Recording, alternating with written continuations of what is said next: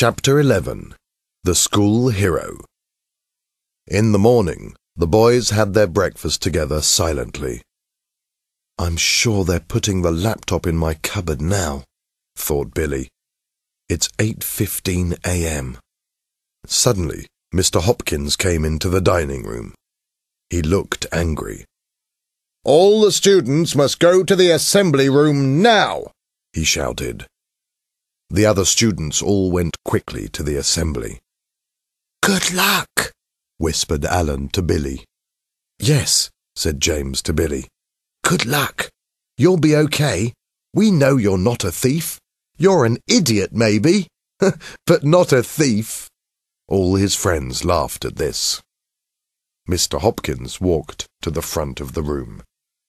"Somebody in this room stole a laptop from my office," he said angrily. All the students looked at each other nervously, and Billy was trembling. "I'm very sorry to tell you, one of our students is a thief. Now it's very clear to us," said Mr. Hopkins. "Finally, we know his identity." He turned and pointed at Billy.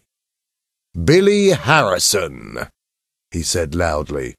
"Can you please go outside? The police want to talk to you." All the students in the room turned to look at Billy. Some of them had very hostile expressions.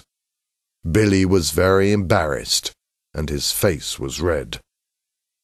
A policeman entered the room. "Billy, go with Officer Hamilton," shouted Mr. Hopkins. "He wants to check your room with you." The policeman was standing next to the door.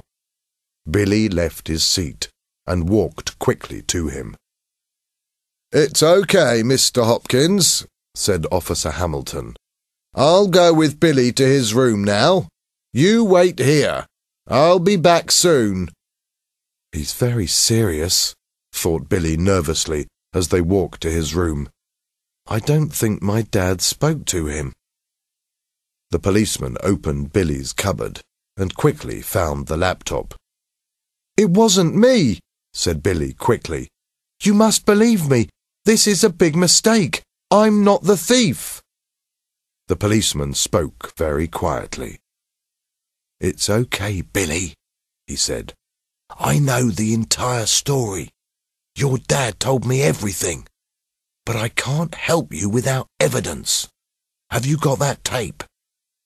Billy took the tape from under his pillow and gave it to the policeman.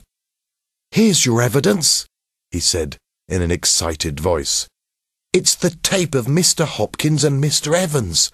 They stole all the things from the school. I didn't do anything illegal." Officer Hamilton sat on Billy's bed and listened to the tape with Billy's headphones. Finally, the policeman smiled at him. "Wow, Billy," he said. "You're very intelligent, just like your dad. This tape is great evidence." "What happens now?" asked Billy. "Now, we'll go and arrest the real school thieves," said the policeman. "Come on, Billy." Everybody at school was in shock. They couldn't believe it. 2 policemen took Mr. Evans and Mr. Hopkins out of the room. Mr. Hopkins was furious. He was struggling with the policeman. "This is ridiculous," shouted Mr. Hopkins. "Of course it wasn't me. Billy Harrison is the thief." As the police were leaving, Billy's dad arrived. Billy ran to him and hugged him tightly. "Thank you, Dad," said Billy. "I'm very happy you're here." After that day, Billy was the school hero. Everybody wanted to hear his story.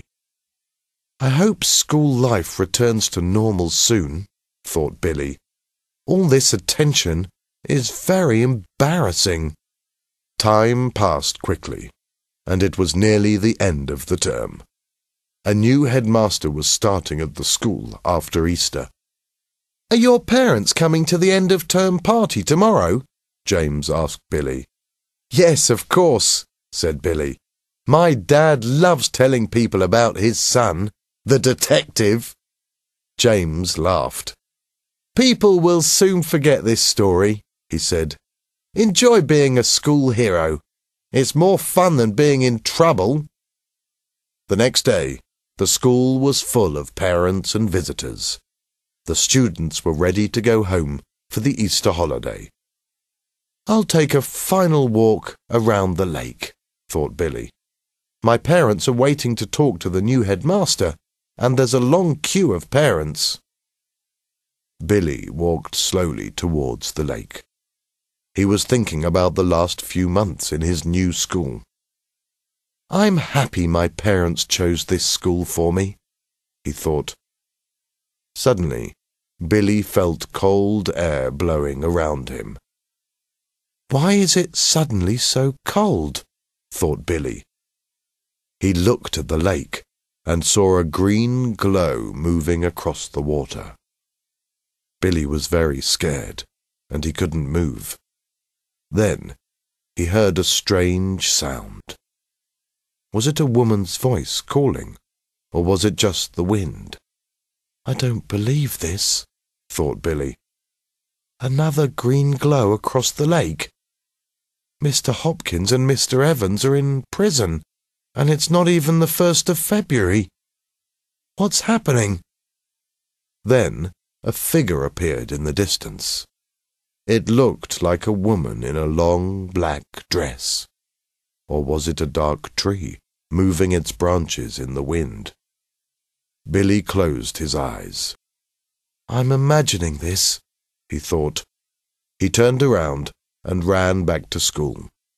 He was too frightened to look around, and too frightened to think that maybe it wasn't his imagination. The ghost of the Green Lady must remain a mystery for a little longer.